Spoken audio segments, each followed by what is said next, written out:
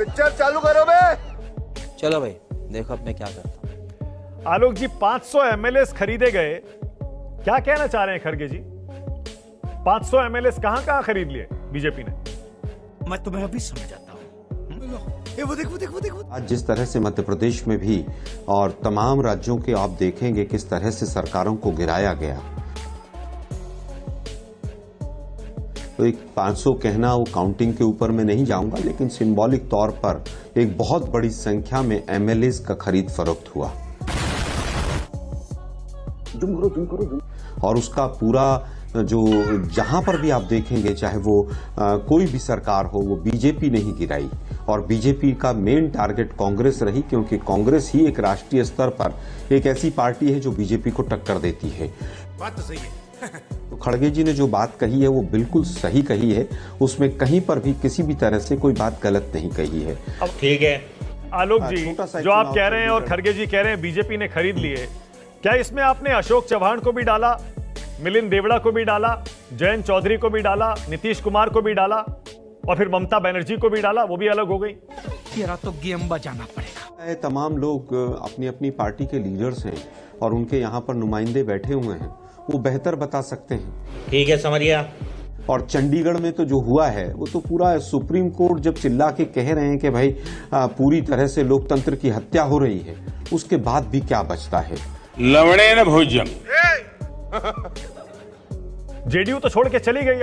अब स्वीकार कर लीजिए सच्चाई को, आरएलडी अब इंडिया गठबंधन का हिस्सा नहीं है। क्यों चले गए बताइए? वो रुक, तेरे को बताते, तेरी माँ। थोड़ी मर्यादा रखिए। पूरा बिहार नहीं, पूरा देश जानना चाहता है कि नीतीश कुमार जी क्यों छोड़कर चले गए। और ये बात विधानसभा में जब उनसे पूछी गई तो उनके पास कोई जवाब नहीं था। हमको कुछ नहीं पता। जब वो राष्ट्रपति महोदय के बाहर निकले वहां से, उनसे पूछा गया तो उन्होंने कहा मजा नहीं आ रहा था। अरे भाई मजा कैसे नहीं आ रहा था, क्या नहीं आ रहा था? बस हवा निकल गई। क्या आपकी कांग्रेस पार्टी के नेता भी छोड़कर जा रहे हैं एक एक करके, और इंडिया गठबंधन के घटक दल भी जा रहे हैं? मान लीजिए हवा का रुख देख रहे हैं और आप कह रहे हैं ये आखिरी चुनाव होगा। वो खड़गे जी बार बार कह रहे हैं, पहले भी कहा था कि ये देश में आखिरी चुनाव है। ये भगवान क्या जुल्म है। मानक जी, जब ईडी के डायरेक्टर को सुप्रीम कोर्ट ये कहे कि उनकी नियुक्ति ही अवैध है, अब उसके बाद कुछ बचता है क्या? जब ईडी के तमाम अधिकारी जयपुर में रिश्वत लेते स्वयं पकड़े जाएं, तो आप समझ लीजिए ना क्या हो रहा है। अरे देवा, ये गड़बड़ है बाबा।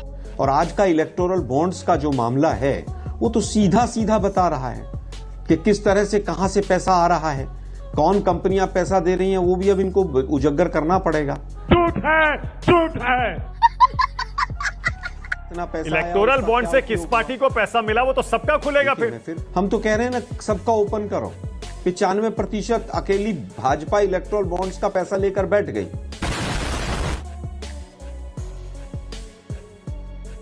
हम तो कह रहे हैं 5% में जितना कांग्रेस का वो भी बता दो भाई, हम किसी को रोक नहीं सकते। आज विधायकों को खरीदा जाता है। हाँ। इसीलिए खड़गे जी ने कहा कि ये अंतिम चुनाव। ओके, कंट्रोल उदय। रुक जा।